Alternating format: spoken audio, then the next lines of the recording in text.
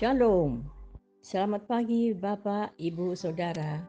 Terima kasih telah bergabung bersama kami dalam renungan harian Jemaat GKJ Bandung.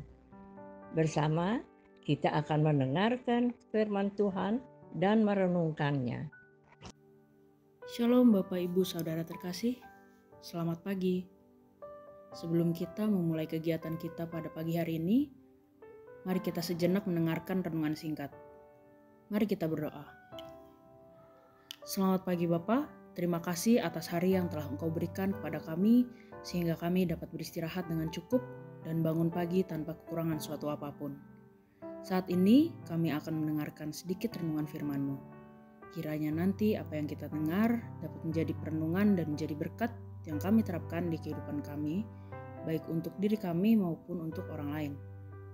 Terima kasih Tuhan, dalam nama-Mu kami berdoa dan mengucap syukur. Amin. Bacaan pagi hari ini diambil dari Ibrani 5 ayat 8. Sekalipun ia anak, ia telah belajar menjadi taat dari apa yang telah dideritanya. Judul renungan pagi hari ini adalah belajar taat seumur hidup. Jika kita membaca seluruh konteks dari Ibrani 4 ayat 14 sampai Ibrani 5 ayat 10 dengan perikop berjudul Yesus sebagai imam besar, membahas mengenai Yesus sebagai imam besar yang sempurna dan ketaatannya melalui penderitaan yang menjadi teladan dan dasar pengharapan bagi umat percaya. Dalam kehidupan, ketaatan seringkali dianggap sebagai sesuatu yang mudah, atau asal kita tahu apa yang benar, kita tinggal melakukannya. Ketaatan bukanlah sesuatu yang otomatis muncul ketika kita percaya pada Tuhan. Bahkan Yesus sebagai anak Allah belajar menjadi taat melalui penderitaan yang ia alami. Ini menunjukkan bahwa ketaatan adalah proses yang dalam dan terus-menerus, bahkan bagi Yesus sendiri.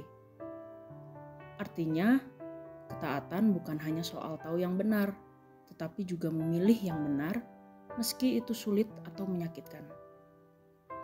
Ketaatan yang sejati tidak hanya diuji dalam kenyamanan, tetapi terutama dalam penderitaan.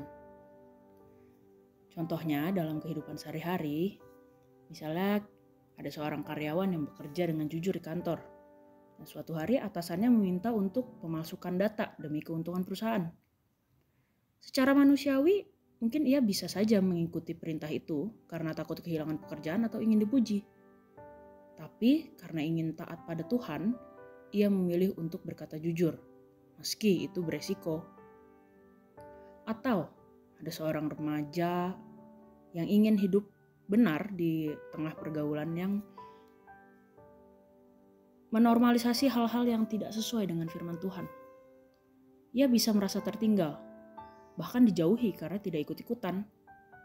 Tapi di situ ia belajar bahwa ketaatan seringkali disertai dengan penderitaan, dan tetap taat adalah pilihan yang berharga di hadapan Tuhan. Yesus tidak memberi perintah, tetapi memberi teladan. Ia mengerti kesulitan kita karena ia pun mengalaminya. Itulah sebabnya kita bisa datang kepadanya dengan penuh keberanian untuk meminta kekuatan agar terus belajar taat seumur hidup. Keunikan Yesus yang mau taat dalam penderitaan semoga dapat menguatkan kita. Dengan teladan dari Kristus dan iman yang teguh, kita belajar taat ketika menghadapi penderitaan. Sebagai pengikut Kristus, kita diingatkan untuk senantiasa belajar taat atau membiasakan diri dalam ketaatan kepada Allah. Ketaatan ini terwujud dalam tindakan yang terpola dan teratur. Prinsipnya adalah mendengar dan melakukan firman Allah. Dengan mematikan keinginan diri kita sendiri, pola hidup kita akan terbentuk mengikuti kehendak Allah. Mari kita sadari bahwa proses belajar taat itu adalah proses sepanjang hidup kita dalam mengikuti Yesus yang harus kita tekuni sampai hembusan nafas terakhir. Mari kita berdoa. Tuhan, terima kasih atas renungan yang telah kita dengar tadi. Terima kasih untuk terang-Mu yang memulihkan dan perbarui harapan kami. Ajar kami untuk tetap taat kepadamu, meski jalan yang harus kami tempuh tidak mudah. Terima kasih karena Engkau tidak memberi perintah, tetapi juga memberi teladan dan penghiburan. Dan saat ini kami akan melaksanakan kegiatan kami masing-masing. Kiranya Tuhan selalu menyertai kami. Dalam nama-Mu kami berdoa dan mengucap syukur. Amin.